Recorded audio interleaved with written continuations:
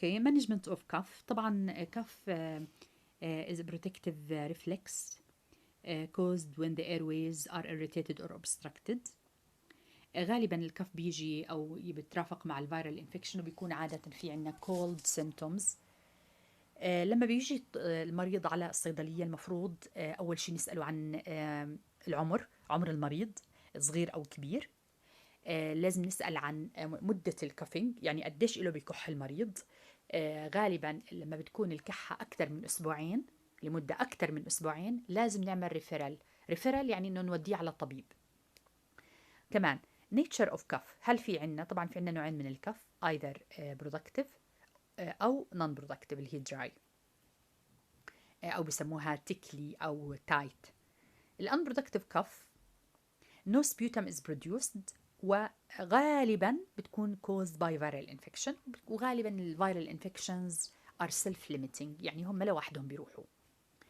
لكن ال productive cuff بتكون عادة كل ما يكح المريض بيطلع sputum اللي هو البلغم. هلا لما بيكون colored sputum green yellow rusty colored thick mucus it indicates a chest infection زي البرونكايتس نيمونيا، وبالتالي أكيد بده ريفرال يعني بده طبيب. هلا sometimes بيكون في عنا هيموبتيسز اللي هي إنه في عنا دم في السبيوتم، وهون طبعا مش شرط يكون الدم فرانك، ممكن يكون بس إنه معطي لون زي مثلا لون زهر أو لون أحمر غامق. فهون على الأغلب ممكن تكون serious infection، سواء من نزيف داخلي في الرئتين، أو مثلا لا سمح الله إذا كان طبعا هذا أحد أعراض التوبركلوسيس. فعشان هيك لازم يكون في عنا ريفرال، خاصة إذا استمر لفترة طويلة. طيب non-colored اللي هي clear or white sputum is uninfected and known as mucoid. يعني هون إنه ما بيكونش في عنا infection، لكن بيكون شكله إما شفاف أو على أبيض. هلا الناس اللي عندها heart failure أو mitral stenosis تضيق في الميترال فالف sputum is described as pink and frothy، يعني بيكون لونه زهر وبيكون رغوي، و sometimes can be red، خاصة الناس اللي عندها الهارت فيلير. اوكي كمان confirming symptoms would be breathlessness especially in bed during the night and swelling ankles، خاصة يعني انه يكون في عندنا اعراض مترافقة مع هذا النوع من السبيوتم عند المرضى اللي عندها هارت فيلير، بيكون في عندهم swelling ankles و breathlessness يعني زي شبه انقطاع في النفس. في حالة التوبركلوسيس chronic cough with hemoptysis associated with chronic fever and night sweats are classical symptoms. طبعا النايت سويتس معروفة جدا في التوبركلوسيس، انه حتى المريض بيوصف انه ممكن من قد ما في عنده سويتنج انه ممكن يعصر ملابسه عصر من قد ما فيها سويت.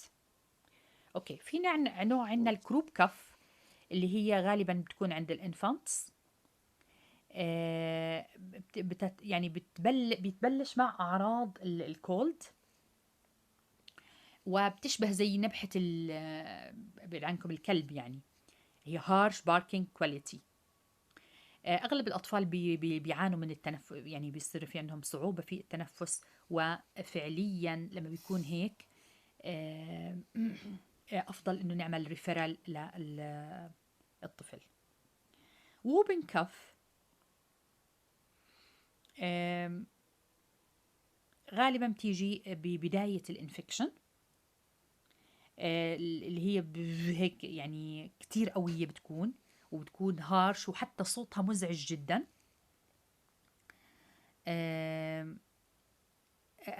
طبعا هذا النوع من الكف غالبا بيجي مع الانفكشن، فبالتالي بيحتاج انتيبيوتيك، فيفضل انه نعمل ريفيرال.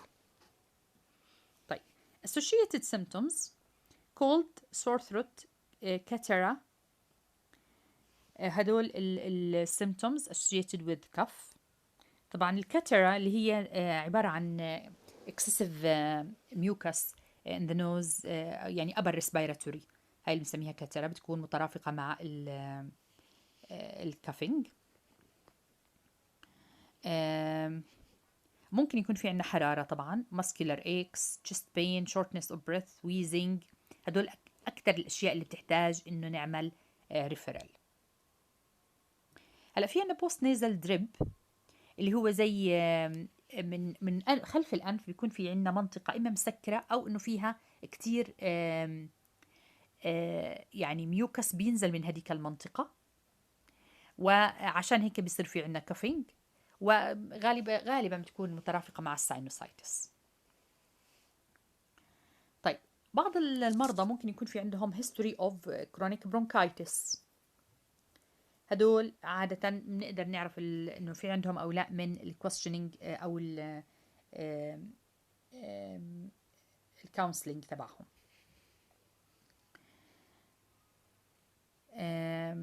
طيب أزمة، مرضى الأزمة معروف عنهم إنه في عندهم ميوكس وفي عندهم كونستريكشن في الإيرويز، فعشان هيك هدول they should be referred. أصلا بيكون وضعهم صعب جدا لما يكون كمان في عندهم كافينج، حتى بصير في عندهم ويزنج، الصوت العالي تبع الويز.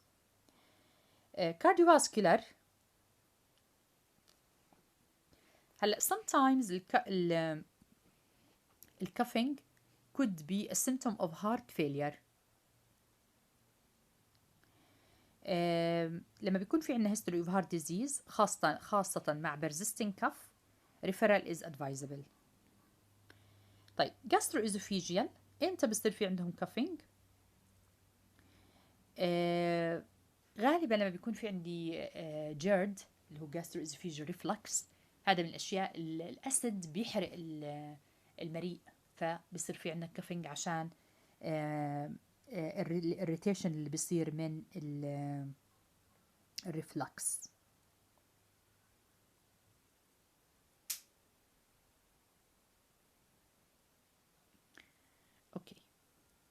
اوكي السموكينج هابتس كمان، السموكينج اكزاسربيت يعني بيفاقم الكافينج، خاصة لأنه السموك بيكون irritant لللنجز. One in three long-term smokers develop chronic cough. هلا غالبا حتى لما بنوقف السموكينج ببلش في عنا زيادة في الكافينج أولها، لأنه السيليا الطبيعية بتحاول تنظف بقايا السموك وكذا، فبصير في عنا زيادة في الكافينج لأنه بده يتخلص من الميوكس اللي موجود حوالين السيليا. اوكي sometimes في عنا medications ممكن انها تؤدي الى الكافينج، سواء كانت بريسكريبشن او نون بريسكريبشن. من اشهر الادويه اللي بتعمل الكافينج اللي هو الايس انهبيترز، بيعمل كرونيك كاف وبتكون irritating non productive and persistent، يعني بتضلها موجوده. هلا بالنسبه للايس انهبيتر، اوكي هلا بعض المرضى لما مثلا بياخذوا الاس انهبيترز such as كابتوبريل، انالابريل، ليزونوبريل وغيرهم، خاصة الومن بيكون في عندهم persistent كف. هلا بعضهم بتروح بعد فترة، خلص الجسم بيتعود على الدواء، وبعضهم لا، فهون بضل المريض يعني مع طبيبه، ممكن انه يضل على الدواء او انه يتحول على دواء تاني من نوع تاني عشان نوقف الكف، خاصة لأنه الكف بتكون صحيح نون برودكتيف لكنها مزعجة خاصة فترة النوم. طيب if cough has not improved after 5 days the patient should see the doctor. يعني حتى المريض لما بياخد الدواء من الصيدلية وبعد 5 أيام يرجع يقول ما راحت الكحة، فورا لازم يروح يشوف طبيب. طيب كيف المانجمنت أكيد تعتمد على نوع الكف. هلا في عنا سبريسانتس، وفي عنا اكسبكتورانتس، وفي عنا ديمالسانتس، وفي عنا اللي هم الانتيتوسيف او السبريسانتس. مثلا السبريسانتس فولكوداين effective in treating unproductive coughs. اوكي اكسبكتورانتس زي الجوايفنسن effective in productive cough لأنها بتخفف لزوجة السبيوتم وبالتالي يسهل خروجه اللي هي المقشعات. Demulcents they soothe the throat يعني يعني بيعمل تطرية أو بيخفف الاريتيشن في منطقة الثروت. أغلب اللي بياخدوه أو بينعطى للchildren والpregnant women. و demulcents عادة ما فيش active ingredient لكن بتكون نوعا ما بتكون تحتوي على مواد ملطفة للحلق. Productive cough should not be treated with cough suppressants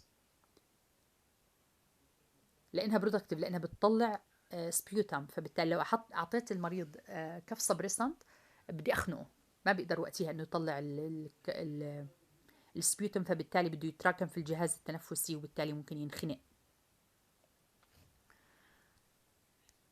أوكي، أغلب الكف سبريسنتس بتكون إما إكسبكتورانت أو أنتيتوسيف.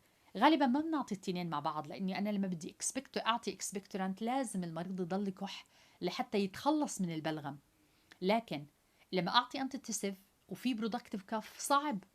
لكن sometimes بالعلاج بيضطروا إله في حالات إنه مثلا المريض مش قادر ينام من قد ما في كافينج، فهون ممكن إنه يكون في جزء من العلاج أنتيتوسيف لحتى يخفف من الكحة خلال فترة الليل. بس فعليا ما فيش يعني ما في إنه نعطي التنين مع بعض أنتيتوسيف و إكسبكتورانت مع بعض إلا طبعا تحت إشراف طبي.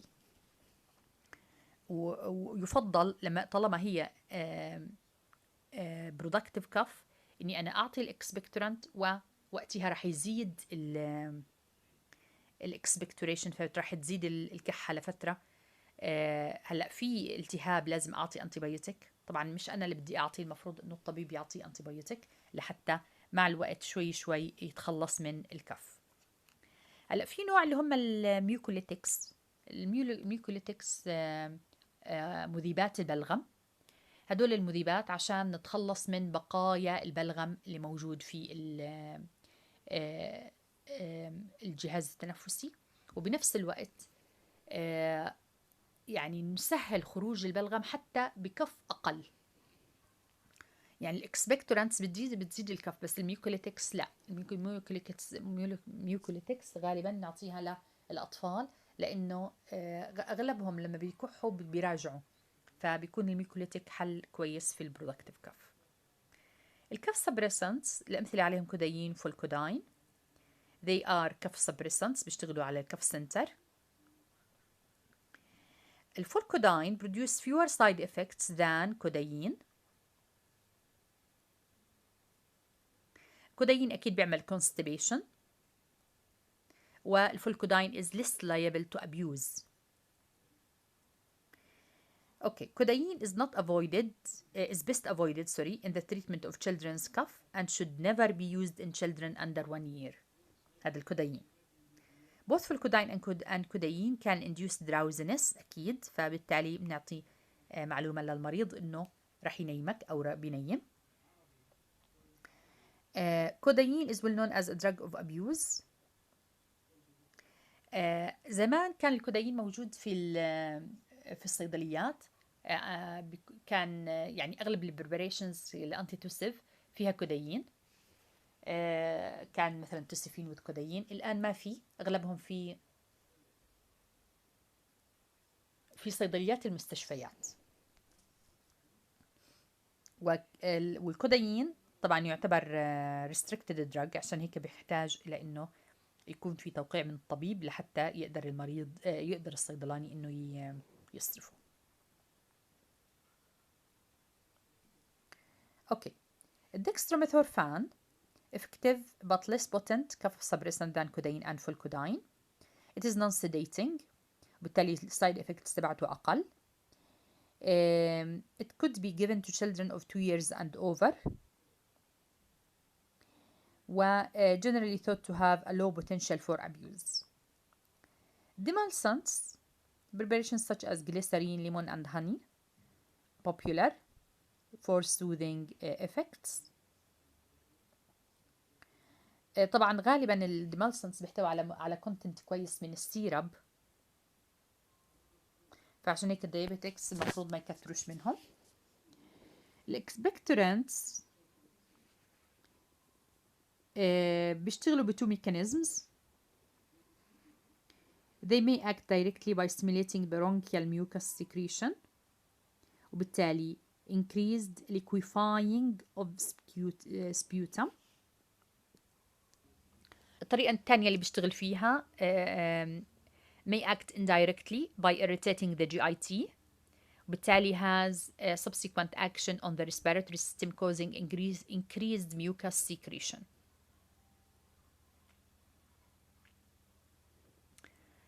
احنا بيهمنا انهم بيشتغلوا على الميوكس الطريقة الأولى، وبيعملوا ليكويفاينج للميوكس، بالتالي بصير الفيسكوسيتي تبعته أقل، فبنقدر انه نعمل له اكسبكتوريشن بالكافينج. بهاي الطريقة بتصير حدة الكافينج أقل، بس مش معناته انه راح توقف الكافينج. طيب الجوايفنسن غالبا بناخد من 100 إلى 200 ملغ للأدلتس. أغلب الأو تي سي بريبريشنز تحتوي على الجوايفنسن. الإبيكاكيوانا it is used as an expectorant طبعا بدوز معينة.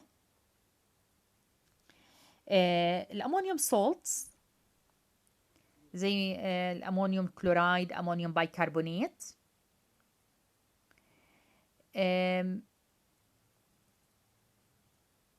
طبعا problems which can ensue from the use of ammonium chloride include vomiting and acidosis. غالبا بحطوهم بدوز متوسطة، يعني دوز منيحة لحتى يعمل expectoration بدون ما يسبب vomiting أو acidosis. طيب كف ريميديز ممكن تحتوي على، يعني لما بنشوف مثلا الكف ريميديز أغلبها ما بتكون بس تحتوي على expectorant أو antitussive، لكنها بتكون تحتوي على أشياء تانية، لأنه بيكون في عنا أعراض مترافقة مع بعضها البعض. الأنتيهستامينز زي مثلا دايفنهيدرامين، بروميثازين، هدول بيعملوا على تنشيف الميوكس، يعني they reduce the frequency of coughing, have drying effect on secretions. they also they طبعا أكيد بيعملوا drowsiness. Antihistamines are combined with expectorants are illogical and best avoided. أنا هقول شغلة إنه غالبا لما بيكون في عندي مثلا حساسية بحتاج الأنتيهستامين لوحده، ما في داعي إني أخذ معه أي شيء. لما بيكون في عندي برودكتيف كف بحتاج الإكسبكتورانت لوحده. لكن لما بيكون في عندي أعراض تانية زي مثلا انسداد الأنف وكذا، لا بحتاج الأنتيهستامين وقتها، فبشوف أنا وضعي إيش اللي ممكن إني أنا أحتاجه وبقدر إني أستخدمه. Okay, combination of antihistamine with cough suppressant may be useful. Antihistamines help dry secretions، بينما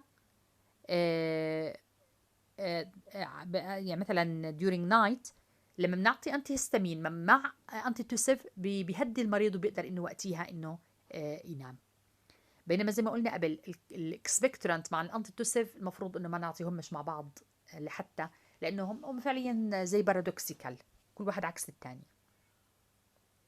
واحد بيزيل البرودكتيف كف وبيزيد بيقلل الفيسكوس تبعتها، فبيزيد من خروجها وبالتالي بيزيد الكافينج، والثاني بيمنع الكافينج اصلا.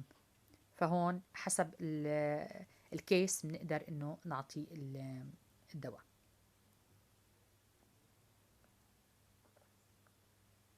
طيب الانتراكشن اوف انتيهستامينز مع الكحول مع الهيبنوتكس والسيداتيفز. السمباثومايماتكس such as سودوفيدرين وفينيلبروبانولامين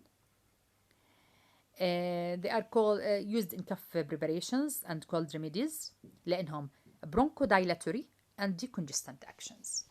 bronchodilatory بيعمل bronchodilation، و decongestant بيزيلوا احتقان الأنف. اوكي فينيلبروبانولامين propranolol is a weaker bronchodilator than ephedrine and pseudoephedrine. أكثر شيء مهمين في البرودكتيف كف. قلنا قبل هيك إنه السودوإفيدرين ممكن يعمل بالبيتيشنز عند المرضى، ففورا بنحولهم على الفينيل بروبانول أمين، ولو إنه طبعا السودوإفيدرين الإفكت تبعه كتير أقوى. طيب هدول من السمباث مايميتكس، من الإفكتس تبعتهم إنهم بيعملوا زي أراوزنج، فبيعملوا لنا سليبلس نايت. غير هيك ممكن يرفعوا البلاد بريشر، بيعملوا stimulation of the heart and alterations in diabetic control، يعني بيرفعوا ضغط الدم، بيعملوا stimulation للهارت، وممكن يأثروا على الكنترول of blood sugar. اوكي. من ال oral sympath mimetics should not be recommended for patients with diabetes, coronary heart disease such as angina, hypertension and hyperthyroidism. طيب ثيوفيلين طبعا عبارة عن زانثين، معروف عنه برونكو دايليتر. يعني أكثر شيء إنه إحنا بنعطيه للمرضى خاصة اللي عندهم أزمة. طيب في عنا some practical points. diabetics المفروض إنه إحنا ندير بالنا إنه يكون most products are sugar free، والآن موجود هاي الخيارات.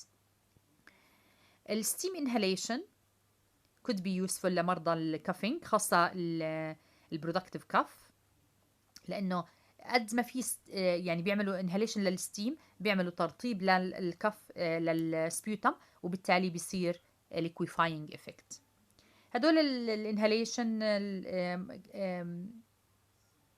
ممكن يضيفوا لهم منثول يوكاليبتوس،